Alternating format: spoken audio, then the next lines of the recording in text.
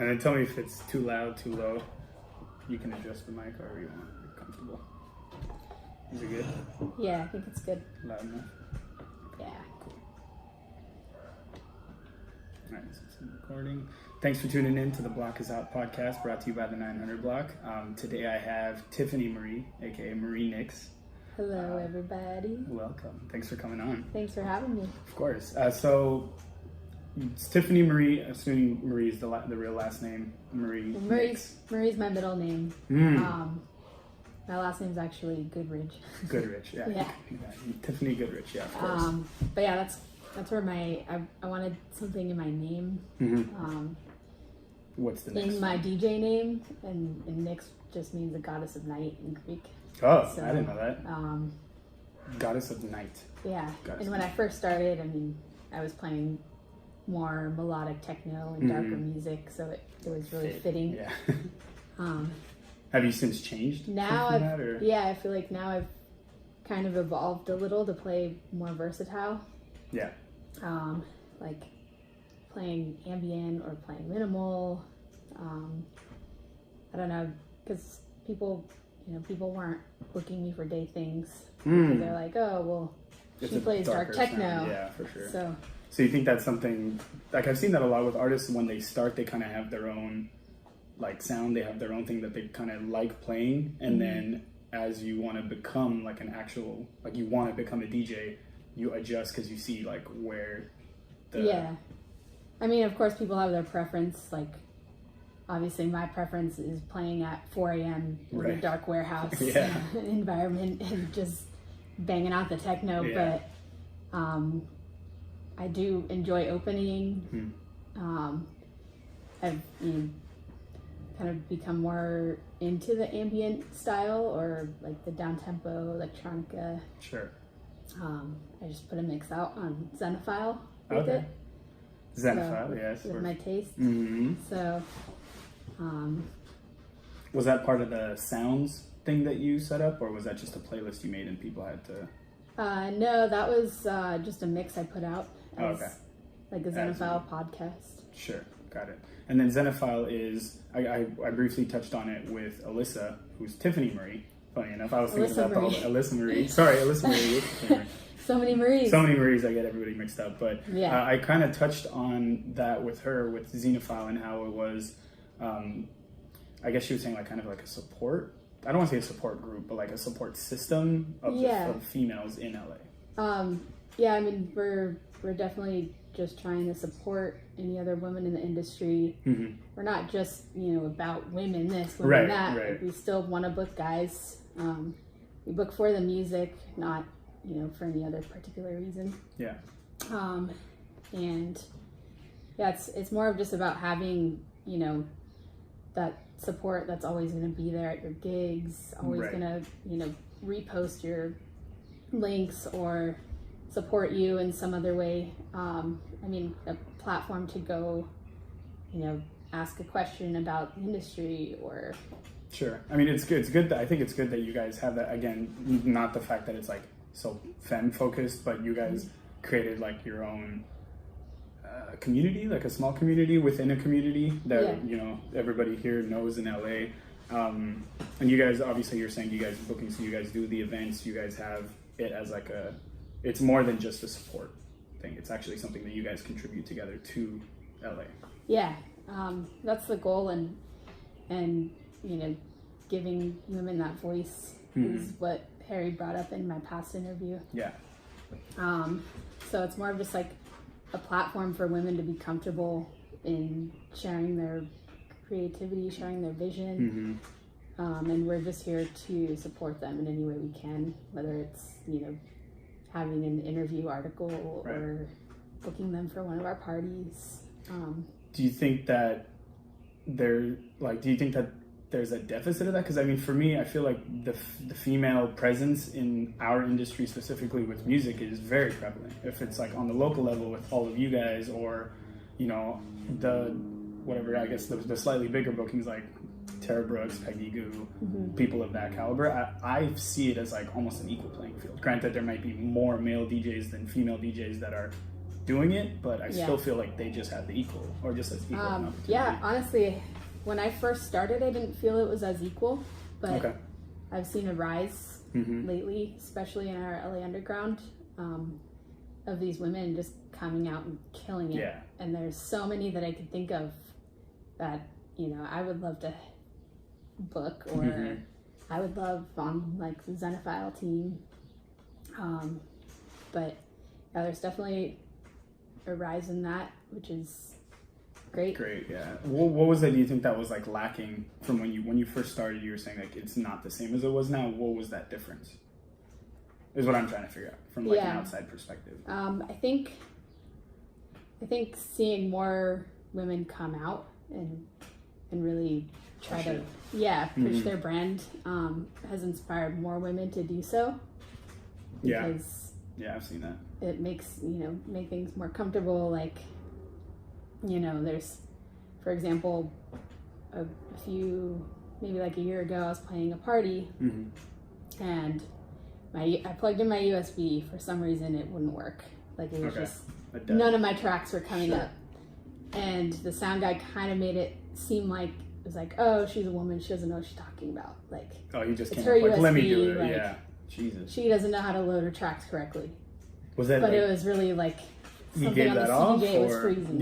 he gave that off, or was he actually saying like, it's? No, he gave off the vibe. Yeah.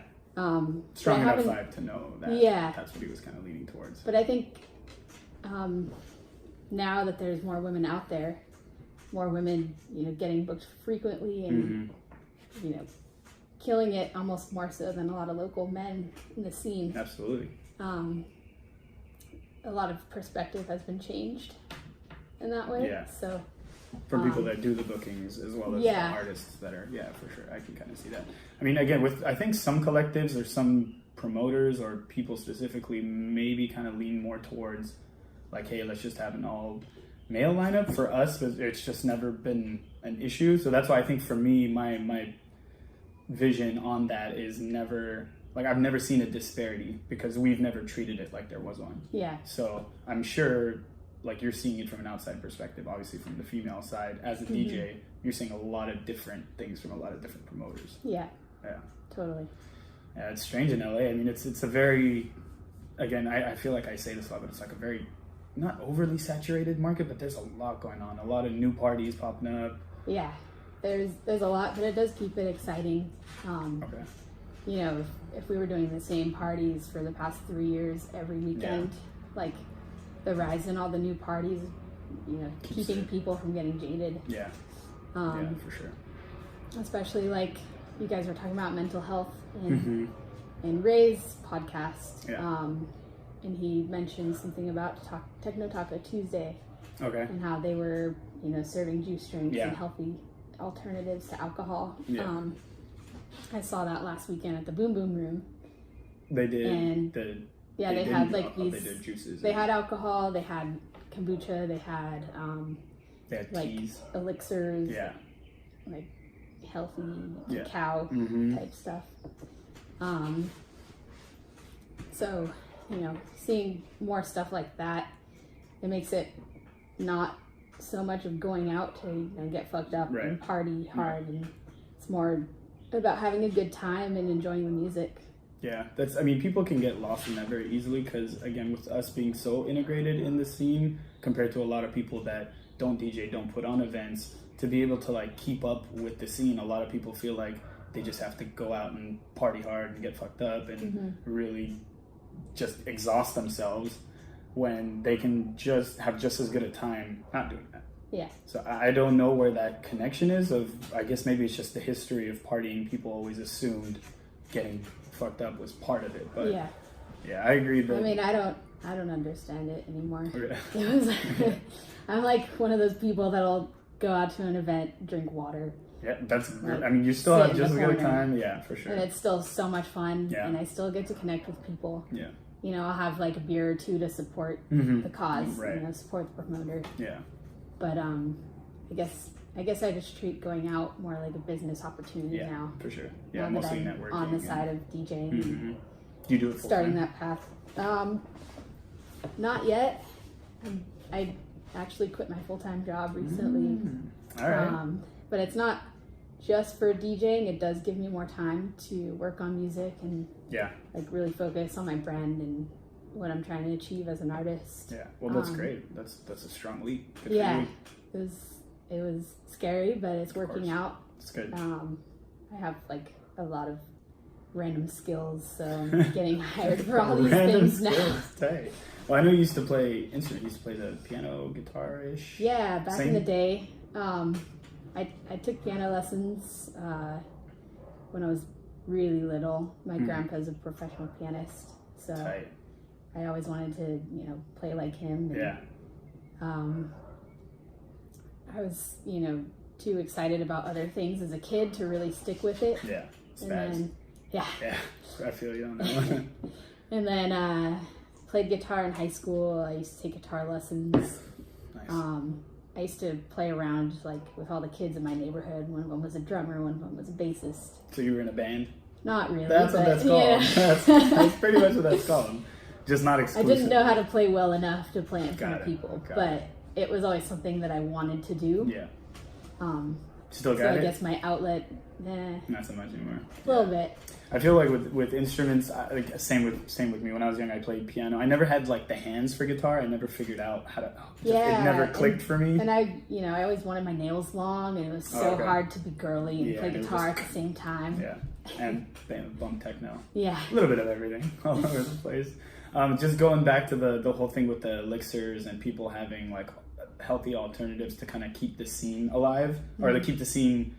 I guess reshape it would be a better way of putting it, because I think it's on us like to give a place for people to see that they don't really have to get done every time. So it's like providing alternatives like the teas, the kombuchas, whatever it is, and even doing something like yoga, like where you have yoga. I mean, that's what I used to throw techno yoga club with Christina. And that was our goal. Our first party didn't even have alcohol. Nice. Like it was just totally based on the music. If people really wanted to have a beer, they could go next door to Pattern Bar, because it was at that was super close. It was at the right. Peace Yoga Gallery next door. So yeah, we had kombucha, we had fresh raw vegan tacos. Yeah. And a bunch of local artists and vendors. Nice. So I mean, again, that's something different. It's something that's like, hey, you can come and the music's still going to be the same. Yeah. Even if they come and get blacked out, or if they come and just sip water and stretch and do yoga, the music's going to be the same. They're probably going to feel better about with themselves with the entire night if they're not getting completely done. And they still get to go to a party. Yeah, exactly. I mean, everybody else is there for the same reason. It's not like everybody goes there and they're the only ones that want to party, or they're the ones that want to enjoy the night. So totally, it's almost silly. I think I don't know if it's because we've done it so many times. Again, it's kind of tough. We're on a bit of a bias because of how involved we are and how frequently we do it. But I guess I can understand people that like don't, that go out and they're like, well, that was my opportunity. Yeah, totally. Just got to keep doing it, I guess. keep providing something, and then hopefully something will click. Have you seen anything like larger scale that's kind of starting to do that? I don't know if you're big on like still going to festivals or... Not so much anymore. I mean, I go to Desert Hearts every year. All of my closest friends are there, so it's more of an opportunity to hang out with them. Right. And of course, the music is always good, but I haven't really done many festivals lately. I guess, by choice. Yeah, I guess I'm just kind of over the whole camping thing, and it's exhausting. It's a lot. I just physically. I mean. I went to Desert Hearts as well. This is the first time I went, and I haven't camped and done a festival since like Coachella, like 2015 or 2016 or something. Yeah. So I mean, I've been to Oh no, actually no. I went to Genius Low-Key last year, so that was a little bit different because the festival was a little smaller, so getting to and from places. But just going, walking quarter mile, dancing your ass off, not going to sleep, coming back, sleeping on an air mattress that half deflates while you're sleeping. Always. It's tough. It's exhausting. And the reason I'm kind of just over it is because of last year. I did both weekends at Coachella, camped by myself, I was working. Okay. I was like, I mean, I had friends, coming through, and I did stay with one the second weekend, but we still did camp. And then, right.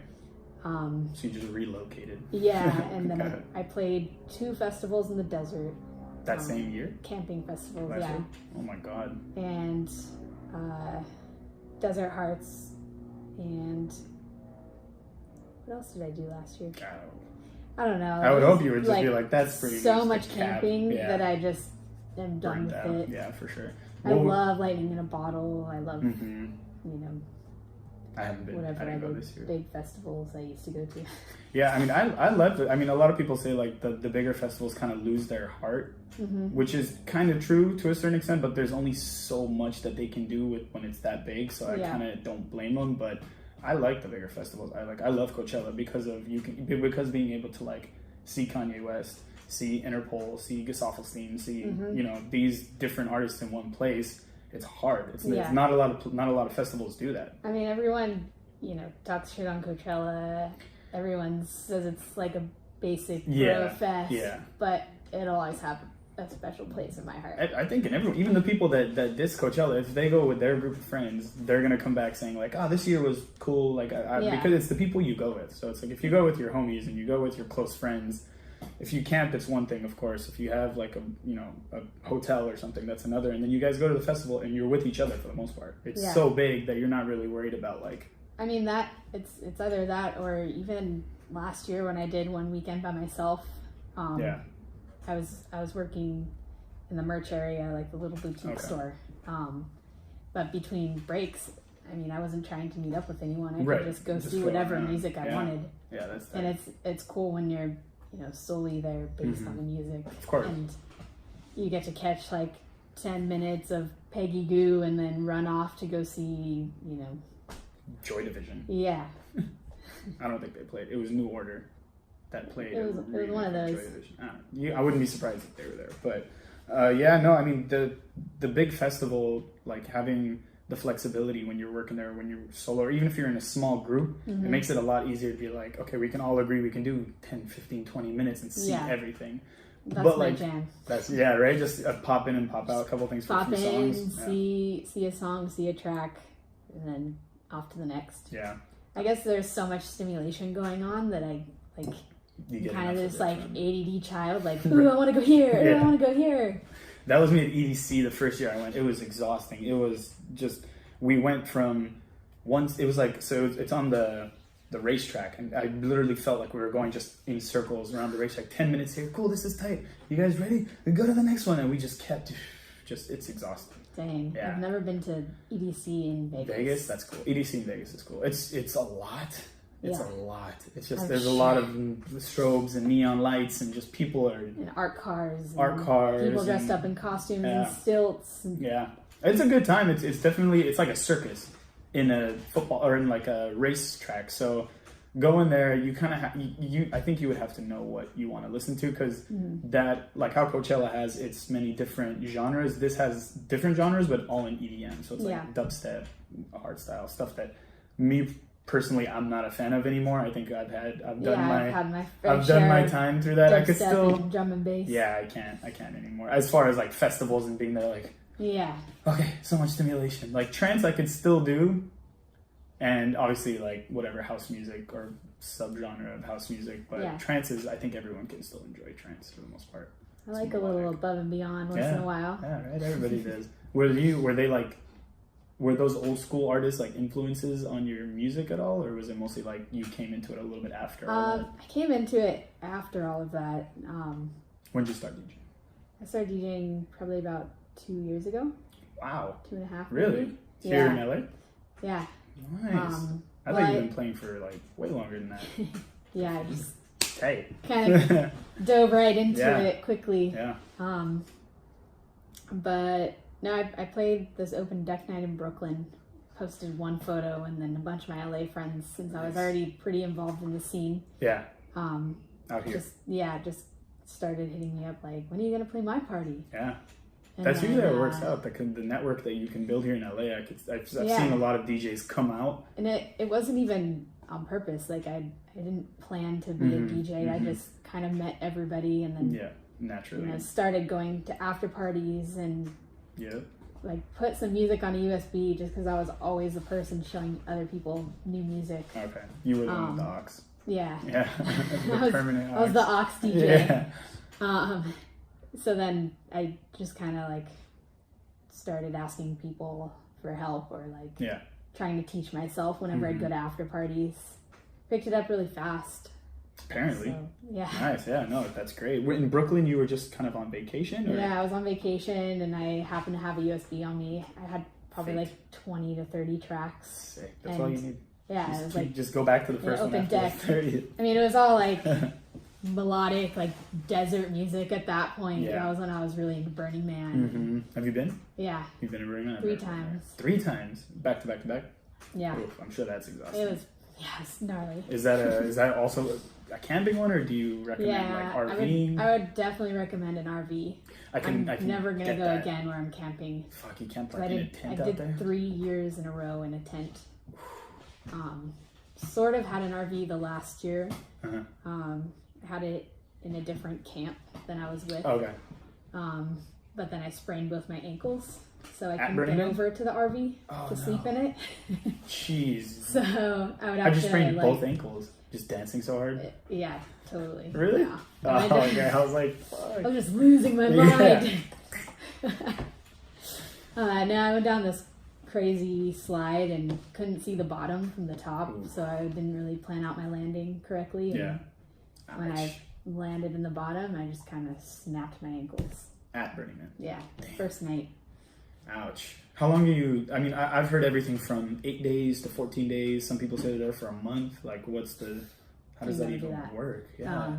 I did probably about 12 days in total, like so much. with the duration of driving back and driving there. Black Rock. It's in It's in Nevada. Nevada. Where in Nevada? What's the probably like an hour and a half, 2 hours. It's not Black Rock City, right? Yeah, Black Rock It is. City. Okay, I don't know why I thought that's where the stadium, that one, Red Rock. Never mind. That's something different. Red Rock Stamp. Yeah.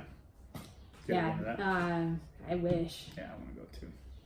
And we'll stick on Burning Man because that's much. I'm like astounded by the length of it, the size. Because I know when Burning Man's active, it's the 3rd largest city in Nevada. Yeah, while it's running, it's super gnarly, and just having 70,000 people in one place, just creating Jesus. And it's all barter. Their own, interpretation of how what they would want to live in as a city, I guess.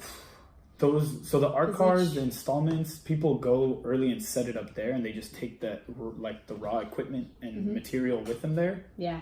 And they just spend the stay time there for like a month or 2 building these things, and then they just go off while everyone's there. Yeah. And then the takedown after and taking it back. Yeah. I mean, I'm sure there's probably people that are there for the build and then people that are there for the breakdown. Yeah, that's why people set up like camps, right? Yeah. I would think they have like a huge team of people that's like, hey, you guys do this. Yeah, there's a lot of times there's the build team and then everyone will help take it down. Got it. Yeah, because everyone. In my experience with my camp, there's people that go like a week early for our specific camp. And do they stay? Those people stay all the way through to the yeah, and then more power to them, I guess. Every single person in the camp packs it up, puts it in the U-Haul, and the build team goes and drops it off in our little storage unit up there. That's wild. That's like I think as far as like festivals, that's another level. Like that doesn't even compare. Coachella, EDC, like Tomorrowland, those big ones that you can think of, I feel are nothing. I mean, I don't even look at Burning Man as a festival, really. It's more of just like an experience. In a big, I guess, art, immersive experience kind of thing. Yeah. Like, you can bring something to the table, like, whether it's a theme camp or bringing an art car or building a piece of art for the playa. Okay. Would you think it would be like, I've heard a lot of complicated or a lot of different stories about how tough it is to get tickets for it. Is it something like, I've heard you can buy tickets for Burning Man. You are only able to get tickets by joining a camp.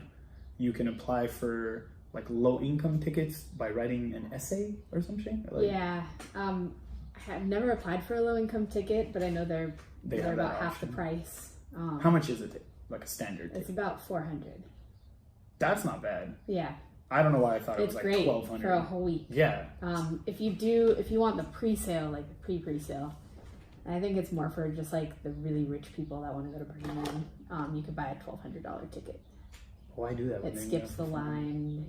Oh, okay. So the pre-sale ticket, you have advantages that you wouldn't get with like a regular general admission. I think so. Does the line get pretty gnarly, like how you get on like the 405 freeway? Oh no, I mean like the ticket line, like the online, because there's a queue. But to pay that much more to get it, like I feel like everyone's kind of cramming to get it right at the beginning, like how whenever a festival announces their tickets, everybody's sitting there. Yeah. And then they don't sell out, obviously, at Burning Man, right? I would think, because it's so big.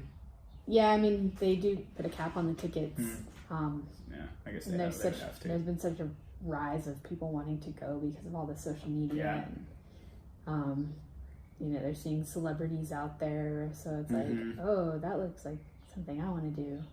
That's the social when they have no idea what they're getting Yep. themselves into.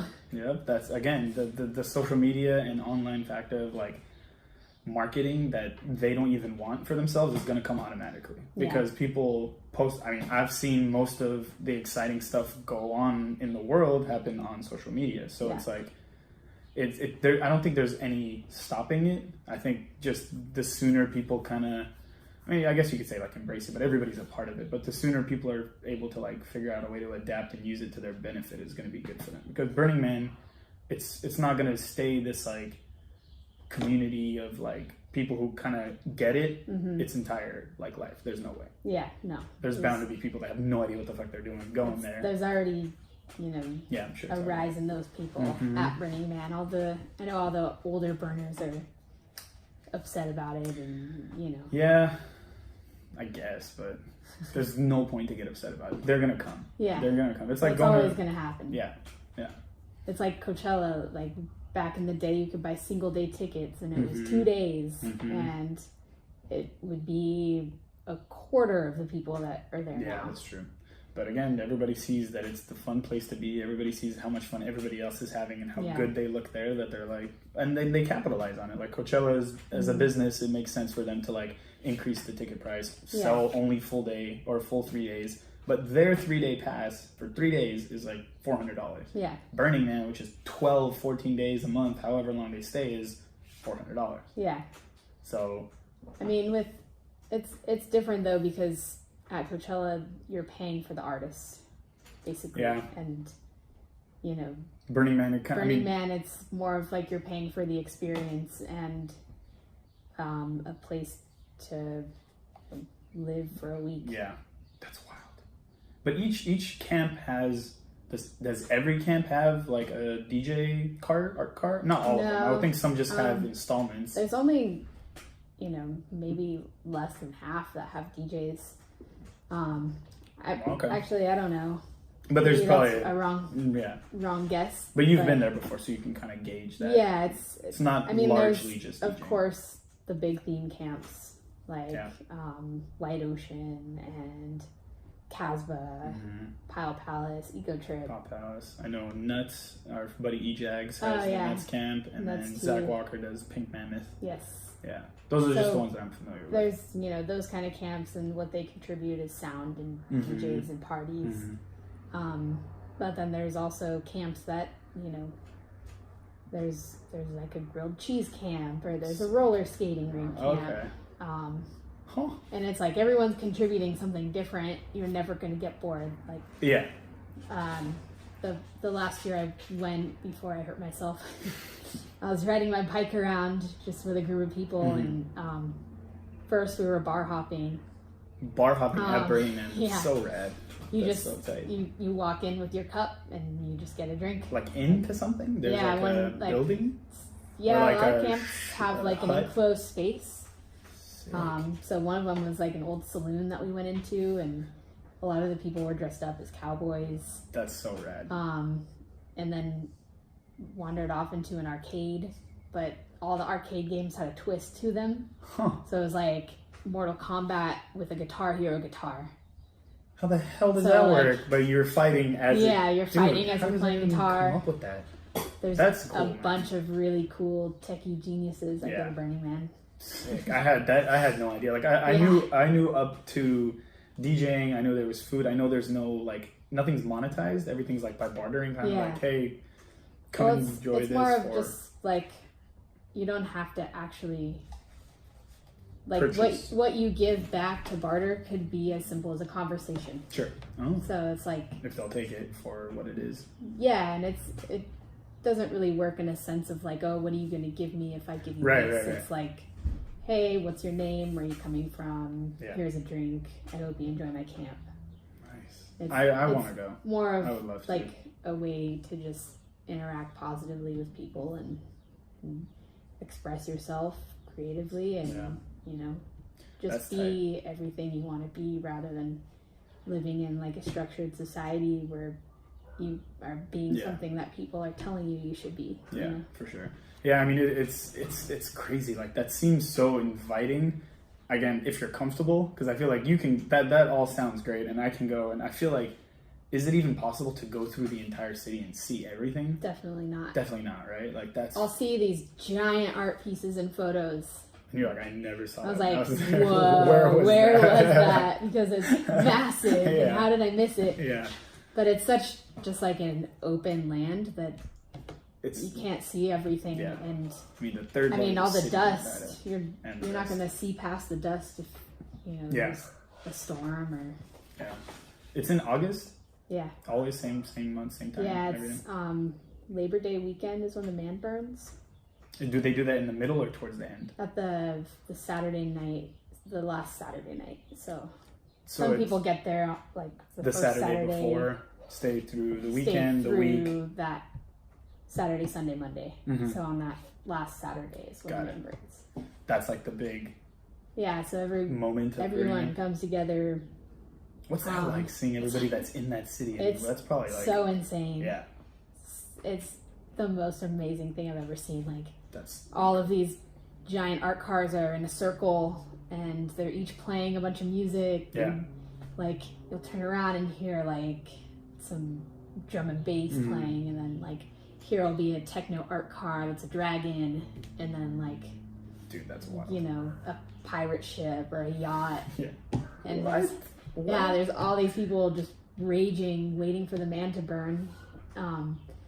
It like almost And doesn't then make like sense. as soon as it burns, it's like the most giant explosion. Yeah. It's like a movie. Is it like a wooden fixture and then someone goes up to it and like They shoot off fireworks through it.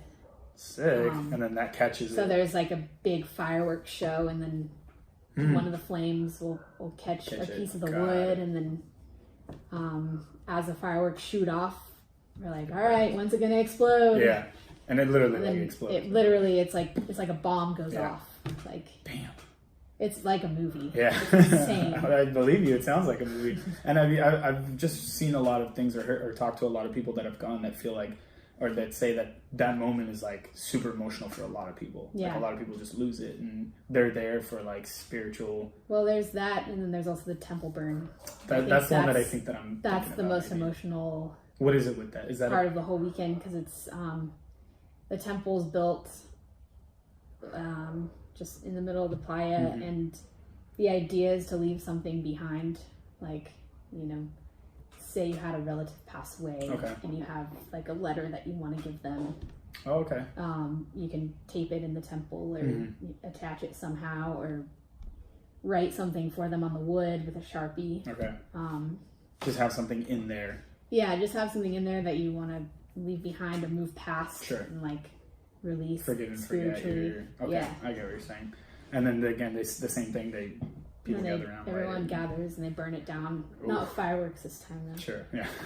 I don't think it would be fitting for It's not something something like that. that's For, super celebratory. yeah. So Yeah. Oh, that one I feel like could be super. Like you could probably feel that energy, like going through the crowd. it's intense. Yeah. Everyone, it's like probably about half the amount of people are still there at that point in time. Okay. But every single person there is just silent, unless they're like weeping. Sure. Or, That sounds really heavy. intense. That sounds. I mean, that's something that's worth the money, the time, the experience, the effort. you know, whereas you go, for me personally, like some festivals I think I would prefer, I can maybe still do camping like Burning Man. Again, I think I would want to have an RV for that as opposed to like a tent, but that seems like that's worth it. They have the right idea. It's something different. It's something that really connects to the people in the community. Yeah. Whereas a lot of other festivals lose that very quick as soon as they start seeing that they're starting to grow. Yeah. It's kind of. I think it'll always have that sense of bringing people together, no matter how big it gets, how commercial it can get. I agree. Because it's still also like the biggest learning experience I've ever had. Yeah. Like you really get to know people. You're living with them for a week. Yeah. You get to know yourself and what you can handle emotionally, physically. What you like, what you don't like. Yeah, I guess that makes sense. Yeah, that's a lot. See, that again, just with I just don't understand how like big festivals can justify charging people the amount that they do for the experience that's not necessarily worth it. Yeah. But I mean, to some people that are really there for the music, the experience is worth it, though.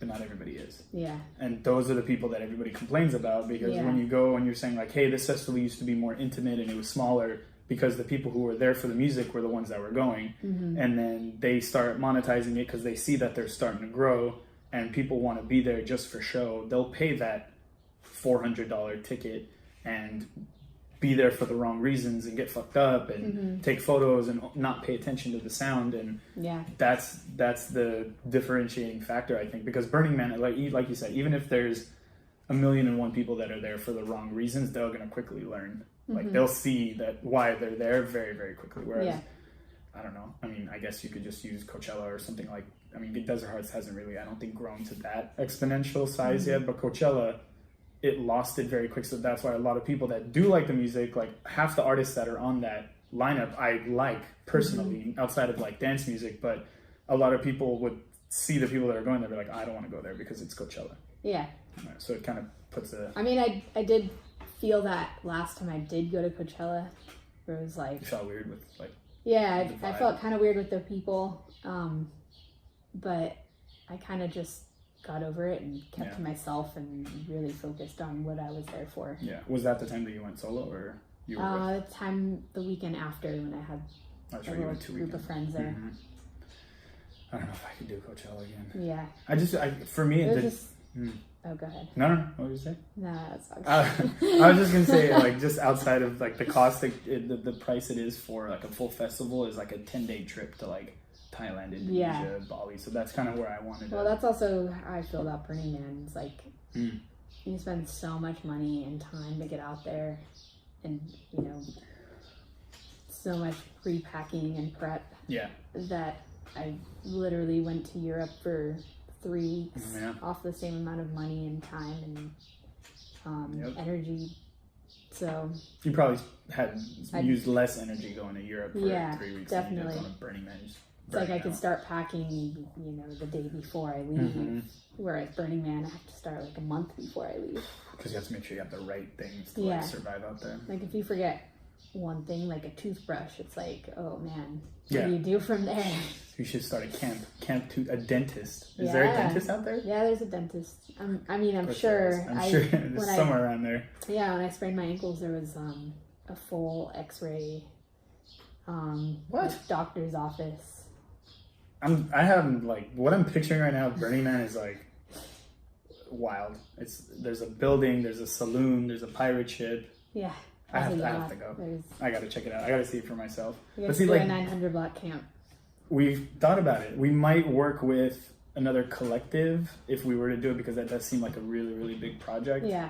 It's definitely, I think what we want to do first is like just go and see it and get a feel for it ourselves as a part of like a friends camp, maybe like Nuts or Pink Mammoth or something like that, and kind of get the feel and the experience of like what we want to contribute, and then in the years to come, like hopefully do something, because but that's like a vacation though. Yeah. Like Burning Man is something like, sure, you're paying X amount and then you can go to Germany for maybe the same price, but that experience of Burning Man is like in your soul. Like Yeah. you'll never forget that. Coachella, I've pretty much forgotten like most of the Coachellas, and I've spent again probably the same amount that I would at Burning Man. Yeah. So there's that essence to Burning Man that a lot of festivals don't have. I mean, I would definitely do Burning Man over Coachella. Yeah. But right now, I guess I'm more focused on traveling the world than. Yeah, and you've been there. You've seen it Yeah. three times, so that's totally. I still want to go back someday, but when I'm ready to Yeah. go through that again. Yeah, for sure. It's a lot. Yeah, I can tell. And then maybe like when you're older, it might even be a little bit easier. You'll be more grounded. You'll be more centered. You kind of know what you need to do as an adult. I mean, that's how I think everybody's kind of progressed in our scene throughout the years. When we all start, we're just all over the place. We kind of don't have a focus. Music taste is kind of like sporadic and kind of new to our ears, and then we slowly start to like understand ourselves, fine tune ourselves, figure out the community we want to be a part of, who we choose to have in our circles, what shows we want to go to. And I mean, for us, it's what we want to bring to the community now that we have all this experience. Yeah, for sure. Yeah, we'll go one day when I have the energy. I just don't know if I could do camping anytime soon. Yeah, you gotta get an RV. Yeah, oh, for sure. I mean, even Desert Hearts, I was like, oh, I wish I had an RV, and that's like a basic camping. It's a game changer. RV? Oh yeah, absolutely. I had one for the first time in Desert Hearts, and I will never go back. Yeah, bed, shower, toilet. Yeah, toilet was huge. I'm sure. That's the biggest. I mean, oh my god. No desert sharks. I can't do it. Porta potties like haunt me. When you go in, I just always have to like go in like this, and I walk out gagging, and yeah, it's bad. I'll just talk about something else. Porta potties. So relevant. It's. I mean, they get it. People get it. It's that's the worst part of the festival. Yeah. Is the fucking porta potties. Definitely. So having an RV, I think it's fairly reasonably priced, right? You just go with like a couple people. It's not bad. Yeah, might as well. It's worth it. But again, that's the cost of the RV, the cost of the ticket, the 3 or 4 days. You need food, you need drinks, you need whatever else you need to enjoy your time. Or you can go to Thailand for 10 days and probably spend less and have something you've never seen before. But a lot of people are hooked to the idea of festivals because all of their close friends are. And I think FOMO is bad with a lot of people. Yeah, for sure. Yeah, I think that's honestly why I ended up going to Desert Hearts. Because all of like my closest group was there, and I was like, well, we can make it work and go, and found an excuse to get the tickets and just showed up. And for me, after the fact, I was like, I could have done without that one. Yeah. Yeah, for the most part. With most festivals, you can, but FOMO is really bad. It's because of social media. People see their friends having such a blast, and they're like, instead of just being okay with other people having fun, they just want to integrate themselves and be there at all times.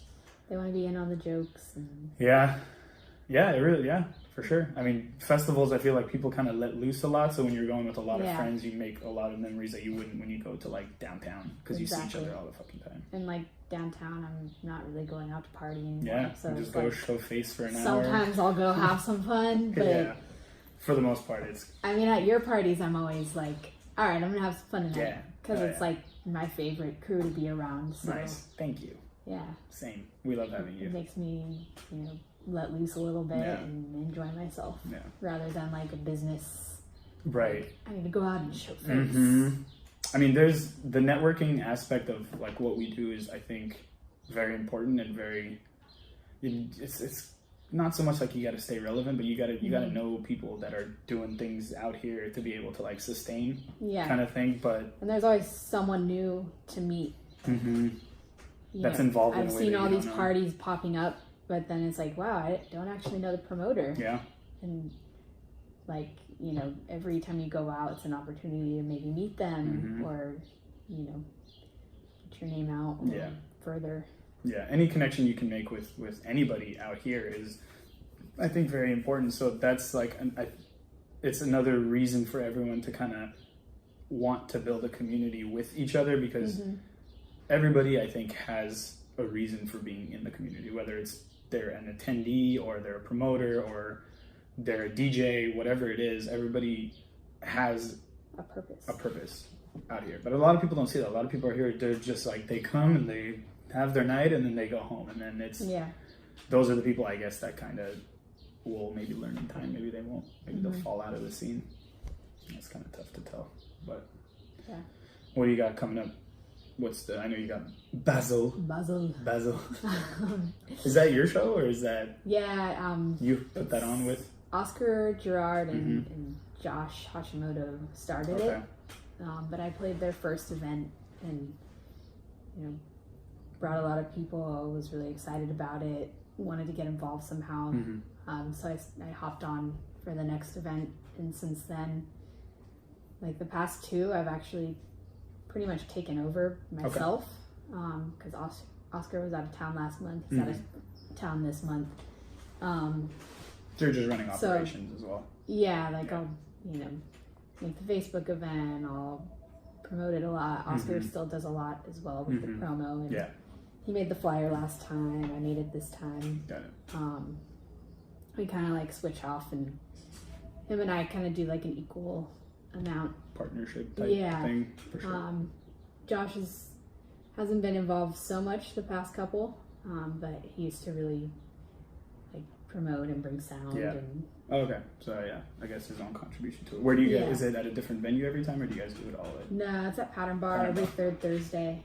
Pattern Bar every third Thursday. Yeah, I really like doing it. I've always been someone to want to throw my own events, or want to bring all my people together in one space. Totally. And it's a really good outlet to meet new people. I mean, you're doing that with Basil, you're doing that with Xenophile, you're DJing as Marie Nyx. I mean, you're covering all the grounds that you wanted. Yeah. So that's good.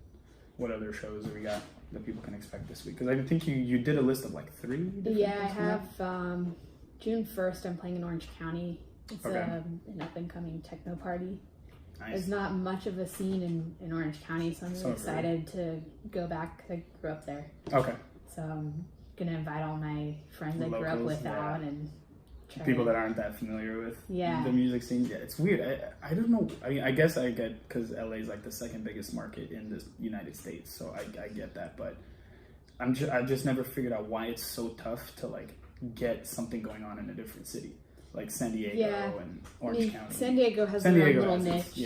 It has, Spin nightclub. They have a bunch of events. Desert Hearts, there's a lot of events. Pile Palace, my Burning Man camp does. What else? There's Epiphany Audio, Laura Peck's events down there. And then Mr. Jimbo Smith and Jimbo James, they do that there. I mean, Love Life parties. So there's a big scene down there. I feel like a lot of people in San Diego there are more so just there to party. Like they don't know a lot of the artists specifically.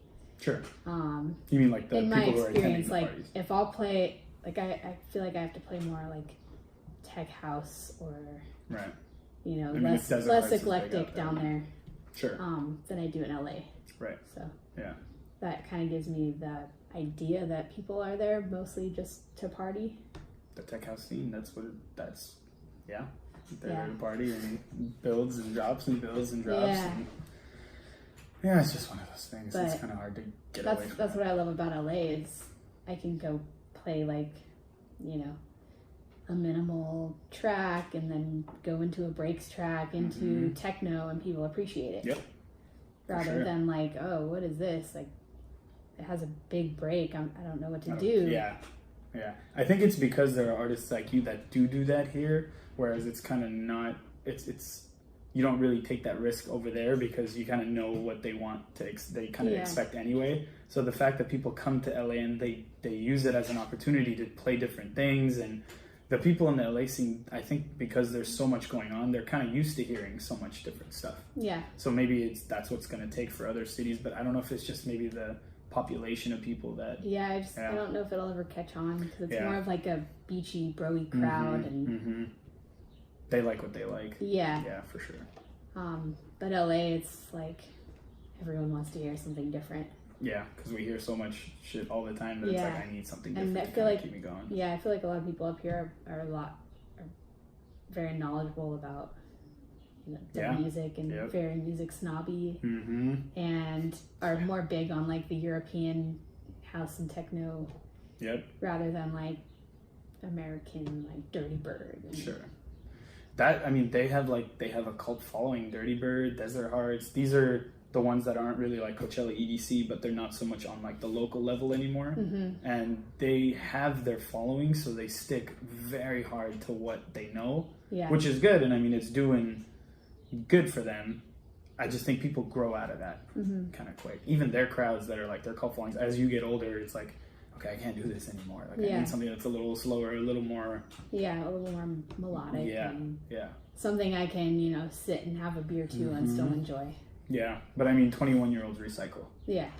So people that are getting older, there's new ones that are coming, and then they just, as long as they figure out a way to like hook those young bucks that are kind of... I mean, don't get me wrong, it's not a knock on their sound at all, which I don't even mean at all, but it's a niche. It's a sound that they have that... It's kind of that bridge into the more, like, minimal European sound. Yeah, for sure. I agree. Well, thank you for coming on. Where can everybody find you on social media, on platforms? It's, I guess Instagram would be the one I use most. It's _Marie Nyx. And then Facebook, just facebook.com/Marie Nyx. And SoundCloud, just /Marie Nyx. Everything Marie Nyx. Yeah. Cool. Well, thanks for coming on, dude. I appreciate it. Yeah, thanks for having me. Of course. Thanks for tuning in.